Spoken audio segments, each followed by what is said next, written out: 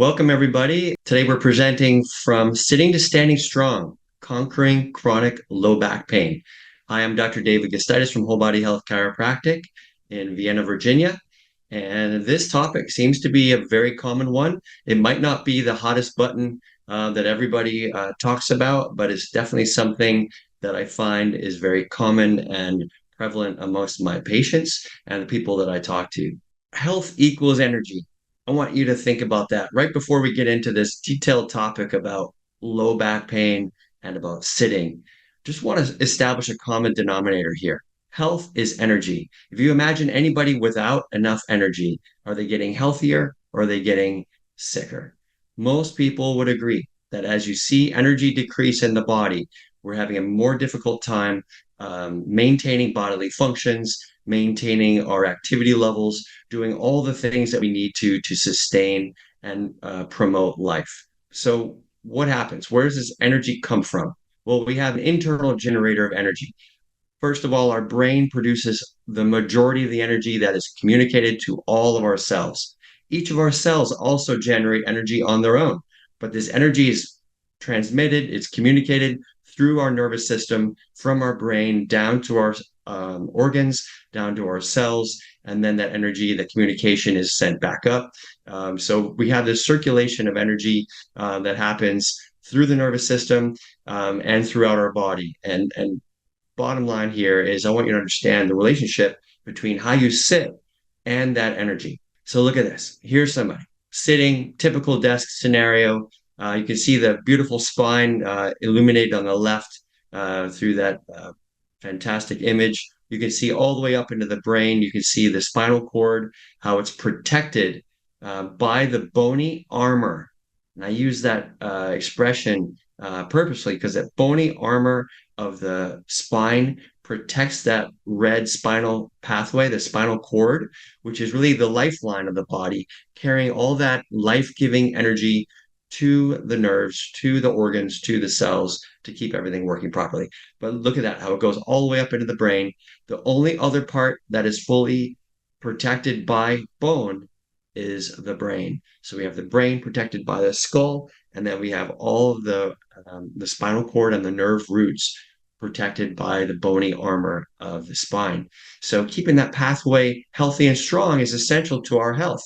Now, if we're going to sit for a prolonged period of time, we are damaging, misshaping, and causing early aging of that spine. And what happens as a result of that? You guessed it, it's going to affect our energy, it's going to affect our health. So, what is the true cost of the sitting disease, as it has been called? Well, like I was saying, spinal misalignment and disc degeneration. The longer you sit, the more you're compressing the spine and putting it in a compromised position. If you go back to this previous slide, look at that 90-degree angle, almost a 90-degree angle at that person's hips. Her pelvis is bent forward to accommodate the chair. Her spine is vertical, and you could even have vertical thorax, like rib cage, and head. But at the waist, she's bent at a 90-degree angle.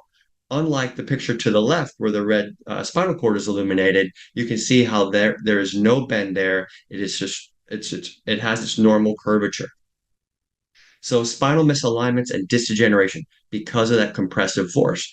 And like the topic says today, we can develop low back pain, sciatica. What is sciatica? That's the big nerve that travels down the back of each leg. It branches off the middle of the spinal cord and comes off in 5 different levels. Goes through the bottom portion of the spine, and those nerve roots come together to form the sciatic nerve that travels all the way down the back of our legs into our feet and toes. That nerve, when it gets pinched, irritated, or inflamed because of misalignments, because of disc bulging, and other inflammation due to injuries in the low back, then that nerve gets inflamed and can cause problems such as pain, can cause problems such as muscle weakness or numbness, tingling, or anything that happens when you have a nerve that's being pinched or otherwise damaged. Finally, you can have low back stiffness. Just from sitting for too long, your low back becomes stiff. Even your neck can become stiff. We'll focus on that in another topic, another talk. But our neck pain can come from this. Our headaches can come from this. TMJ pain, carpal tunnel pain. All of that because we are flexing our body forward instead of maintaining an open and balanced neutral posture. What is that like? Neutral posture is with our head balanced over the top of our rib cage and our rib cage balanced over the top of our pelvis. The more we flex that part of our body, the more we flex that spinal cord and the pathway of the spine, we start to compress the joints, the discs, and the bones, and we also stretch that spinal cord and the nerves. I'll talk about that more later. This can hinder breathing. Again, the same idea. We're flexing forward, we're compressing our rib cage and making it more difficult to have a full, deep breath of air to properly oxygenate our bodies. Osteoporosis. Why would that happen? Well, when our bones are strained appropriately, then they will require mineralization. If they're not being strained because we're too sedentary, too inactive, then there's no reason for the body to invest the effort and the minerals into strengthening those bones. The demand goes away, therefore the strength goes away. The same thing goes for our muscles. Muscles degenerate. Why? Because we're not using them. So the whole use it or lose it principle applies here. If we're just sitting on our behind for the majority of the day, that is not a very demanding or straining activity. Therefore, we don't need bony strength or dense bones, and we don't need to maintain a lot of muscle mass or a lot of muscle strength to sustain that activity level, which is a problem. Also, vascular problems, poor circulation and blood clots. Well, when blood doesn't circulate, we have a higher risk of developing blood clots. And circulation happens because of activity, of movement.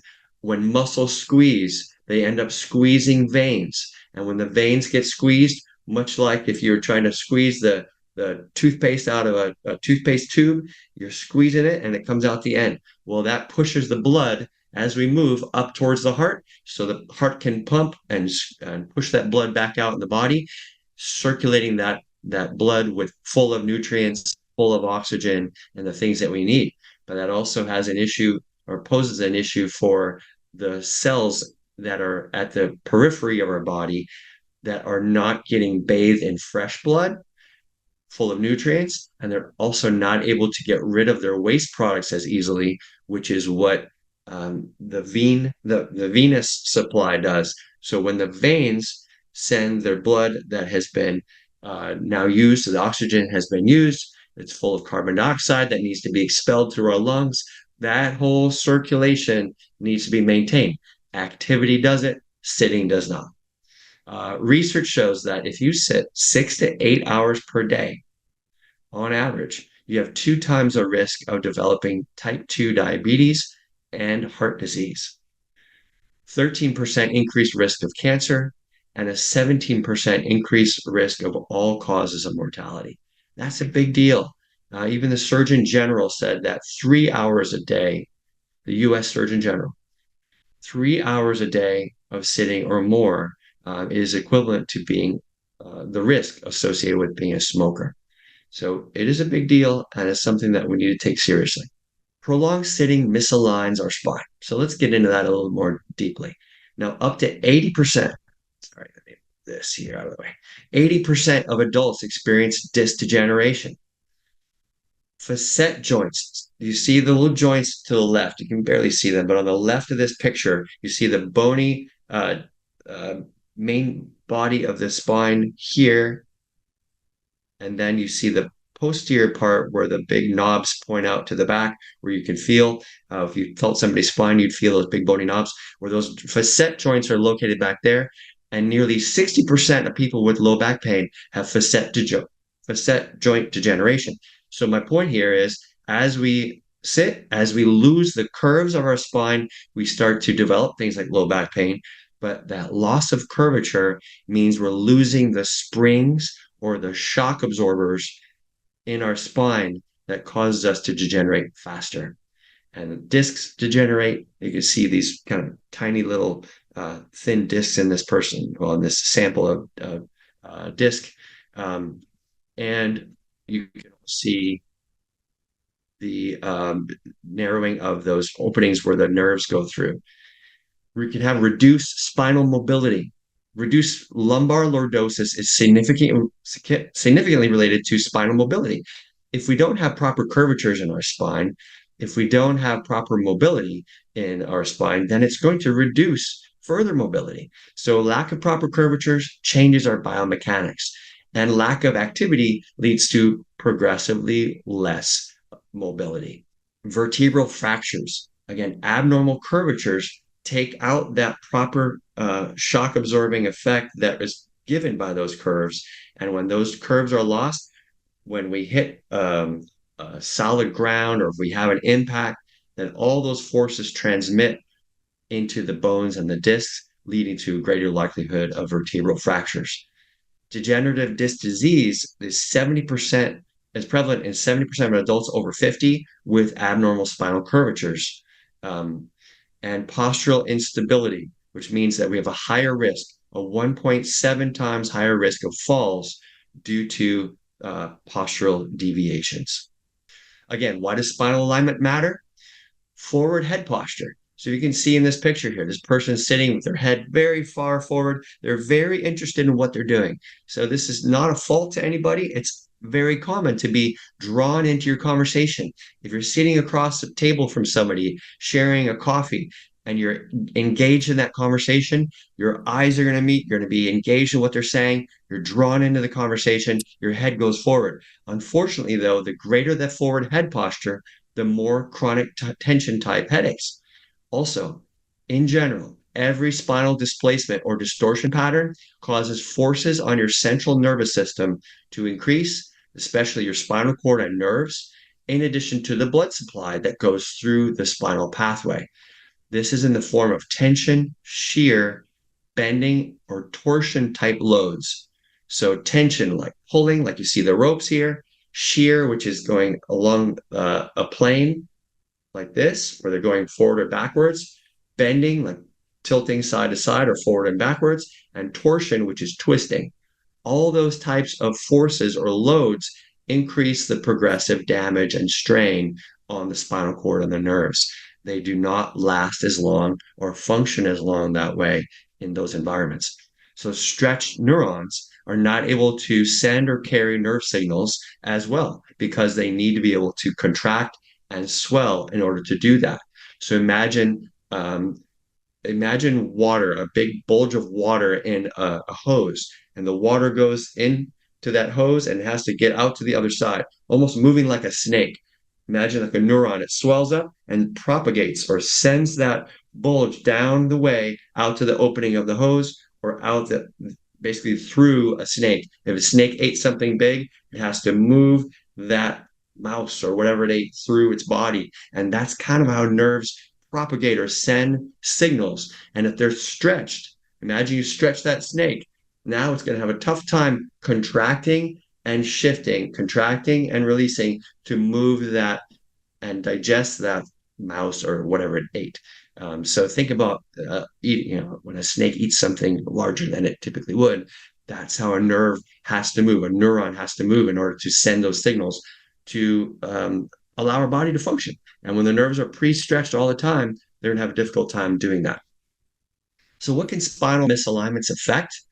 Literally everything, because every nerve signal that goes from your brain through your body to your body goes through the spinal cord and through the spinal column first on its way out to the organs and the systems. So all those different systems depend on proper spinal alignment to maintain the health of the spinal cord and the nerve transmission. So we have examples here like headaches, neck pain, poor sleep, gut problems. Again, we see poor posture down the middle, and then even asthma and difficulty breathing, lung inflammation, and other types of inflammation in the body. What can you do? First of all, we can work on optimizing our work environment. We can look at how we sit, whether it's at home, whether it's on a couch, watching TV, reading, doing computer work, etc. So look at this posture on the left. I want you to pay attention to the position of the head over the thorax and how the thorax is positioned over the pelvis. That is proper sitting posture. The other parts that are also important are the position of the hands, whether hands are on the keyboard and maybe on the mouse, but those hands are relaxed as they come off of the body. They just come straight out at a 90-degree angle from the elbows. Lastly, I want you to look at the knee position. The knees are pretty much at a 90-degree angle. The feet are on the floor, right beneath where the knees are, and that allows the body to be very neutral. Now, it's neutral in the sense of the spine, but like I said before, we still have a compressive force on that low back. So let's not confuse this as being good for us. It's just the best version of sitting. Also, look at the eye level that the monitor is positioned. The monitor is positioned right in front of the eyes. You don't have the eyes looking down at the table or down at a laptop or a tablet. You want to prop it up so that the head can remain back over the thorax, over the rib cage, and eyes are looking straight ahead. So what does this mean? We have to look at our chairs. We have to look at our desk. We have to look at our monitor. We have to look at our the pullout where our monitor, I'm sorry, our keyboard and our mouse goes. If you look at the chair, first of all, look at this chair on the right. This is a nice example I pulled off of a Google search. I said, this is one that carries the features that I would like for you to have. Um, Obviously, they can be expensive. You don't have to spend a lot of money. Don't always go with a higher costing brand, but look at these features. First of all, you've got an adjustable height that can be very important in terms of getting that right 90-degree angle of both your knees and your pelvis, your hips. Also, you have that forearm rest, which is adjustable. So that can take a lot of burden off as your forearms are resting and trying to type for long periods. And then you have lumbar support. So right in the low back, you see on the left picture here where it says sitting posture, you see the red spine. Look at that lower back right above the tailbone. You see that forward curvature of the lumbar spine. That forward curvature needs to be maintained and supported. So these chairs ideally have a proper lumbar support that is at a height that works for your body. Then the upper back should allow for a curvature of the upper back going the opposite way of the low back. And lastly, a headrest, a head support that helps you have a place to put your head and maintain it. Because if you have a place that you can find and maintain, then it's easier to do that rather than guessing and allowing what I call the vortex of the screen to pull you in and suck your head to be in that forward posture position. So if we have that proper chair that has those features that allow our head to rest in the back of the chair, we have the upper and the lower back support. We also have the armrest for our hands, and finally that adjustable height, which would be really key. I'm not a big fan of having the wheels necessarily, but those are great. But I just want it to be convenient to be able to move around our desk and also to adjust that height, which I think is really key. Next. All right. What are some other things you can do? You can add supportive cushions to those chairs that do not have proper lumbar support. So like this one in the upper left here in black, you can see that it has a rounded shape. It cradles the sides of your low back, but it also has that forward curve that will promote lumbar curvature and maintain, like I said, that lumbar curve while you're sitting for a longer period of time. So that'll take a lot of the pressure off of those discs, and it can help you withstand longer periods of sitting, whether you're at a desk, whether you're driving your car, or you're flying in an airplane. It gets a little tricky to carry that on an airplane. It's a bit big for a carry-on. However, hey, if you're flying for a long period of time, you want to keep your spine happy and land in good shape, good condition, it might be worth it to you. Next, look at the one with the ball. So those balls are great to have around if your office allows it, for sure to have one at home. You don't have to bounce on it up and down like a kid, but some people find that is very appealing because it compresses and decompresses those discs in the spine and keeps blood and nutrients flowing in and out of those discs. It helps to maintain the strength of your core, and it also helps to keep your brain stimulated. It's kind of a way too to help get the wiggles out. So as you're bouncing around on that ball, imagining I'm on that, okay, I'm working along and I need to get the wiggles out. I'm kind of sick of being still for too long. I just need a wiggle, and I can also do some side to side stretching, forward and back stretching. I think it's a really cheap and powerful way of adding an option, so you don't have to just sit in one chair the whole day. You can switch it up and add in that maybe like every half an hour. People get tired though on those. So because there's no back, if your core is not strong, you can get tired. And I don't want to end up seeing you slouch more than you would have on a regular chair just because this ball has no real structure to it. It's completely up to your core and your ability to hold your posture in that case. Next, what about a standing desk? Standing desk or a treadmill desk. So you can do a standing desk that goes up and down that gives you the option of sitting or standing. And then you also have the option of having an add-on treadmill. So you can gently walk while you're maintaining your activity, your productivity. Some people find this tremendous. Or if they're listening, they're in a meeting and they need to listen, need to stay focused and alert, but they could be moving.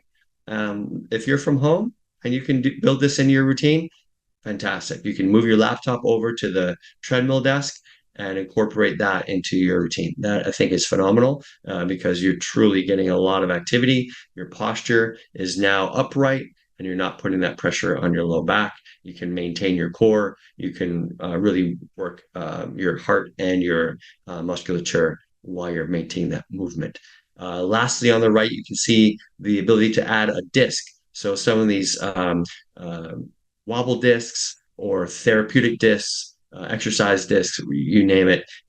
Those are basically little inflatable discs that have a malleable shape to them. So as you're on it, it gives you kind of the effect of a ball, but it's more portable and you can transport it from, house to work, back and forth, or chair to chair. It's kind of easy to maneuver and it gives you a little more of that dynamic activity, dynamic motion to help maintain the flow of not only the blood into your disc and out, activity of those muscles in the low back, but also just keeping that motion, which is so important for those joints to keep them healthy.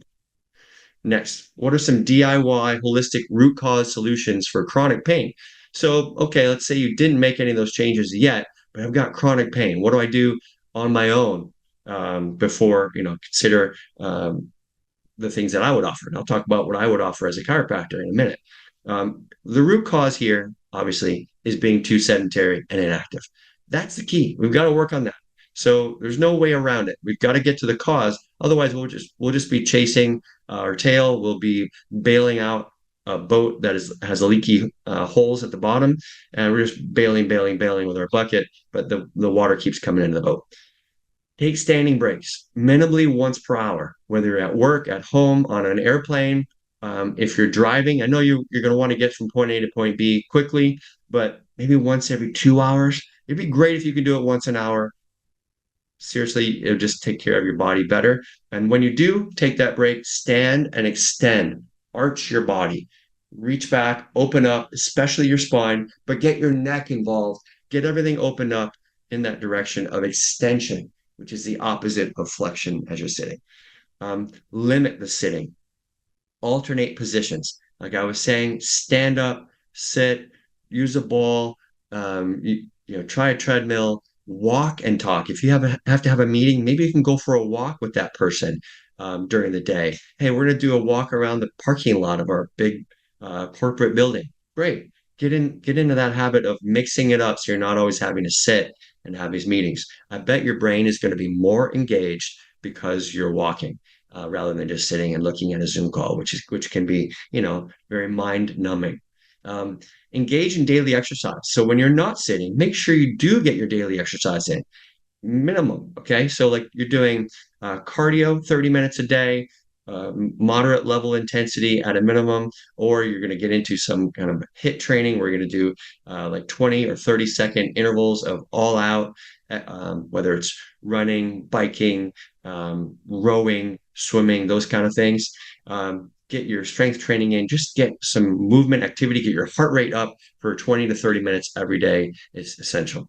It is not an option really for health. It's not like, oh, I do that when I want to lose weight.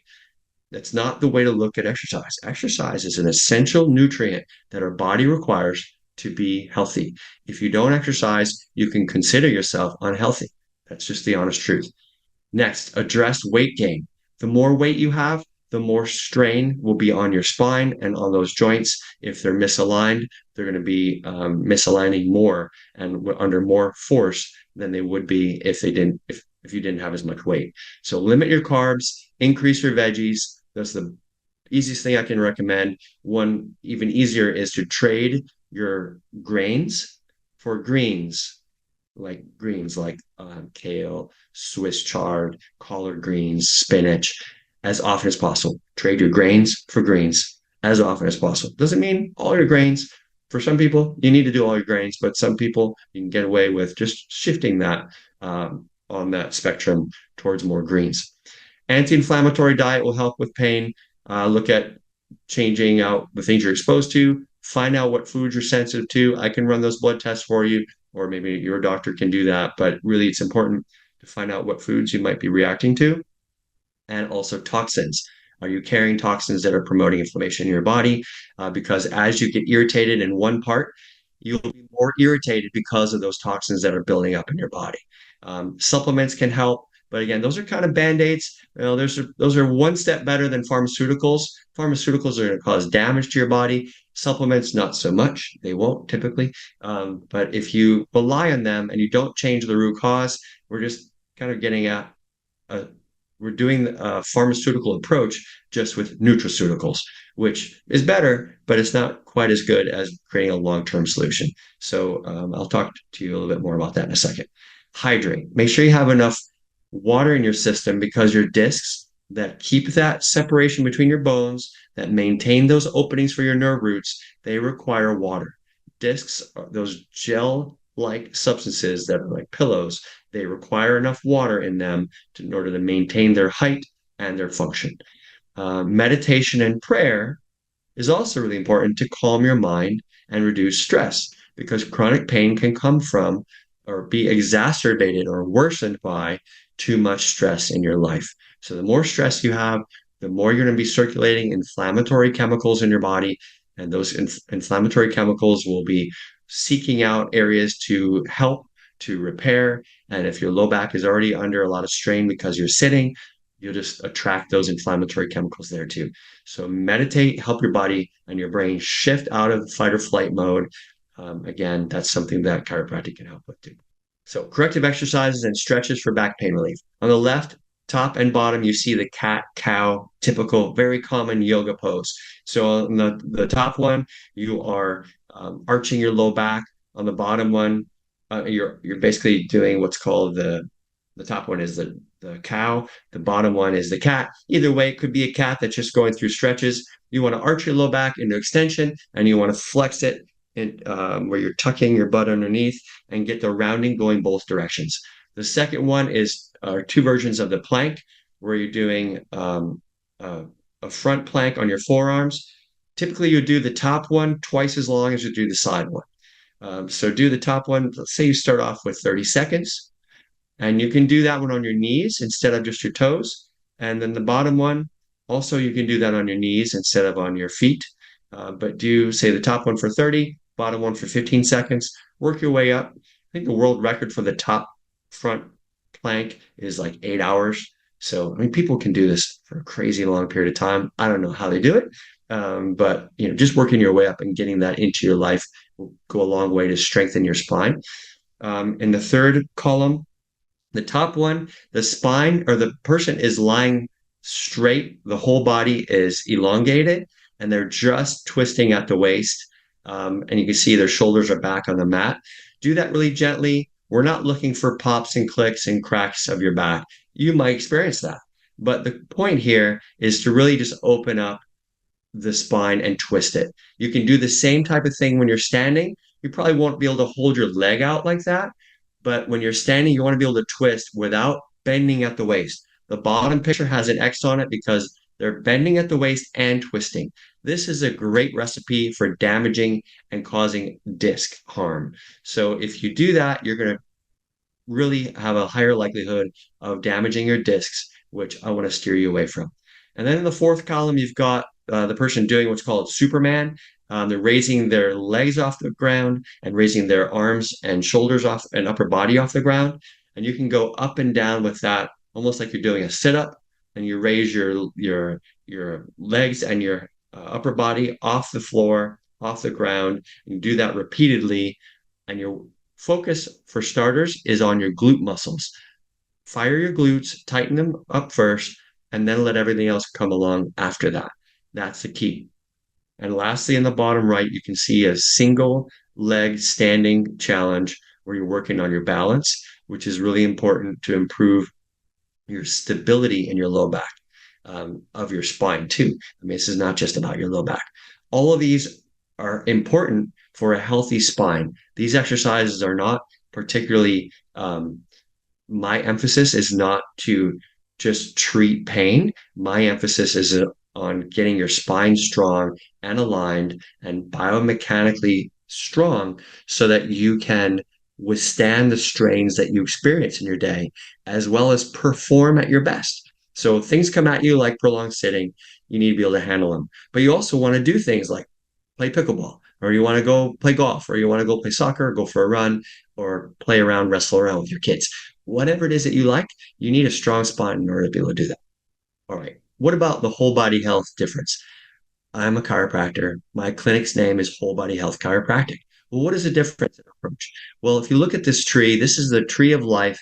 This is a tree that or a symbol that we have used and adopted as our logo. Why? Because at the bottom, you see all the roots pulling in the lifestyle, environment, and factors that we are exposed to into the trunk, which is a strong part of the tree. That is your spine and nervous system. That's the main communicator between the outside world and the inside world. And the inside world is the tree above.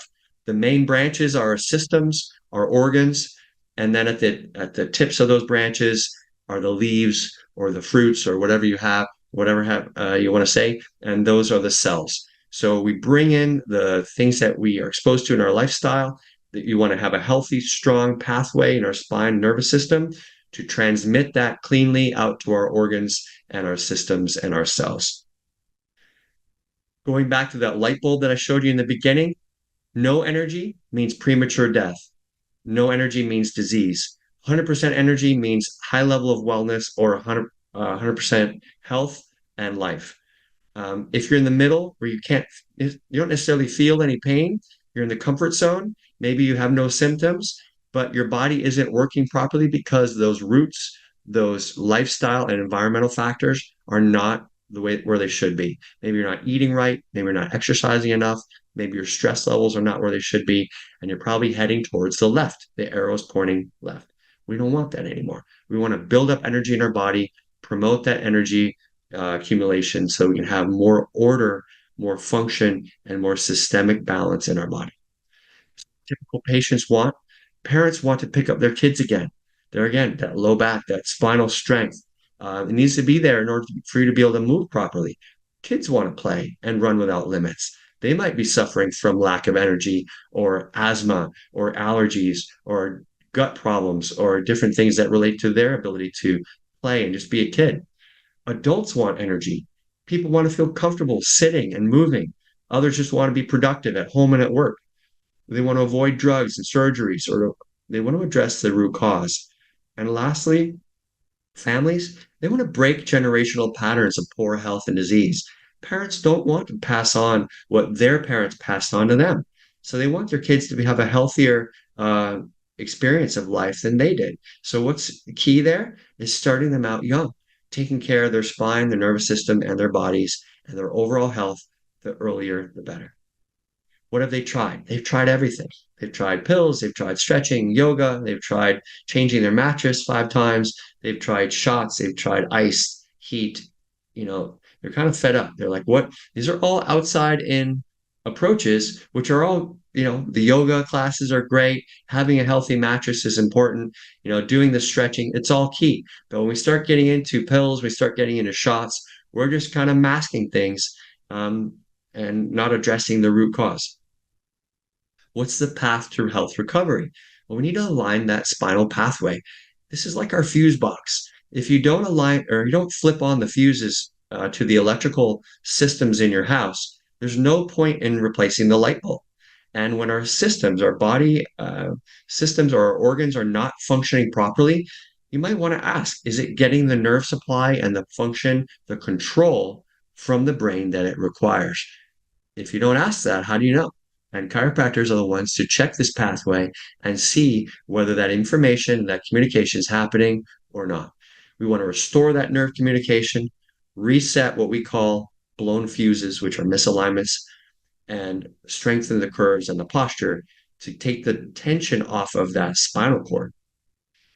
Better curves mean better spinal cord, and better spinal cord means a better brain. This can lead to things like better brain efficiency in the prefrontal cortex, where we do all our focus and executive function. It can lead to slower cognitive decline.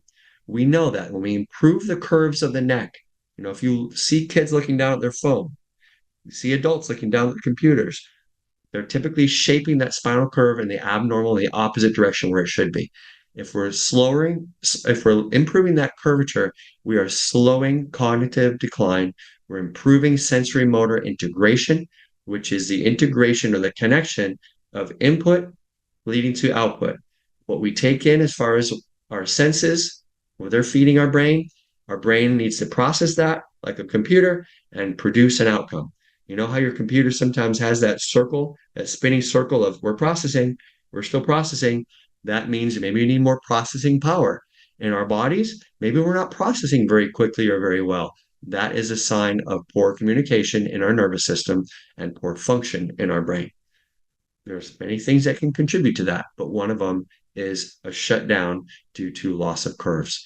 We can have poor sensory motor control, which is improved by improving those curves. We can have faster nerve conduction velocity, better hand-eye coordination, better ocular motor control, more balanced fight or flight response. So all these things relate to your curves, which can lead to a better functioning brain.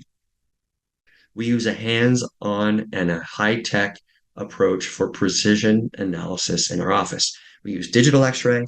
We measure these imbalances and show comparing that patient, which is in the red on these X-rays, that red curve should be on the green line. And if it's not on the green line, that means we're further and further away from normal, leading to greater and greater amounts of strain on the spinal joints and on the nerve tissue in the middle. And on the right, you can see those targeted problems where that person is locked up and having problems there. How do we increase energy and healing? Well, one way, and the most important way in our office, is the hands-on adjustment. We need to clear out those spinal misalignments so that nerve energy can get through to those organs and those cells. We do corrective exercises to help you maintain that new correction. We also do spinal remodeling to stretch you into being able to hold that posture, because if you're not flexible enough to get there, then we're going to have a problem, even if the muscles are strong. So we need to do both. And lastly, we have cold laser, which helps boost healing and energy to the cells that need it. We can do it on a brain. We can do that on like a shoulder or a joint. We can also do it on the spine. We can do it on the gut to help with healing and the microbiome. Here's kind of the pathway of a typical patient. So babies, cute babies like on the top left, ideally they're starting off with maintenance, but they're not typically. Most people are coming in after what you see in the orange pathway. They're accumulating strain. They lead to misalignments, stuck vertebrae, energy's blocked. We have premature degeneration and poor health. We don't want to continue down that pathway though. If we just continue to mask it with drugs, with surgery, with shots, we're not addressing the ability of the spine to have a healthy curvature and healthy functioning nerve pathway. What we need to do is recover our health. So what we do in our office, we start with health recovery. And once we achieve a certain level of recovery, then we just need to do maintenance. The maintenance that we didn't do way back in the beginning when we were little. Um, Once we do that, we can maintain and optimize, continue to improve, but we just don't want to go back to where we were before. So that's basically the summary of what we do in the office. Once somebody has spinal degeneration, they have loss of spinal curvature or alignment, we need to address that because just going back to improving our sitting and doing more exercise is not going to fix the misalignment patterns that have developed. So it's going to be important to address those issues sooner or later. And it's always better to do it sooner because time plus misalignment leads to early aging, and you can't get some of those things back. You only get one spine your entire life. So, eating well, moving well, and thinking well, those roots of the tree lead to energy, healing, and performance. Here's a couple of quotes from some happy patients of ours. After coming here for almost a month now, I've seen a complete transformation of my back. I have zero pain after my workouts and can sleep soundly throughout the night. These things just make me smile and make me so happy to have these impacts on people. After 6 months, my mobility has improved as well as my endurance. My overall health has improved significantly. Chiropractic has been the most effective intervention in alleviating my pain compared to anything else I've tried over the past 3 years. The tension in my body has reduced, my sleep has improved, and most significantly, my migraines have decreased significantly as well and become less debilitating.